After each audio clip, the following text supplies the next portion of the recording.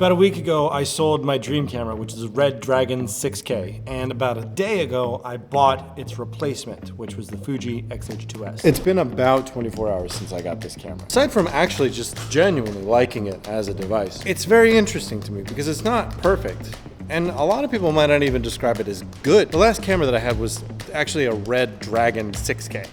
And that was what drew me to this, was because it had comparable resolution, but it had the form factor of something like a consumer camera, which made it really easy to walk around with and arguably pocketable. The other thing that's really cool about this camera is that it is genuinely a inconspicuous device. Like, nobody's gonna know that I have legitimately powerful camera when I'm out shooting, because this just looks like I'm some silly dude trying to make a TikTok. Another really awesome value of this camera is that it's about a year old, which means that the secondhand market is flooded with really affordable options. And again, we're talking a 6K ProRes with autofocus, and it's mirrorless, so it makes it super flexible and able to take secondhand lenses like this ancient Canon 10-22 that I have on it, and makes it super affordable. Case in point, this is actually half the cost of the camera that I sold to get it. Technically, it's actually less than half of what I sold my last camera to get this one, because this camera was all in. This was like a camera, a lens adapter, microphone, SD card, an SD card reader, like an extra battery and a battery charger to make this thing work. So in terms of value for money,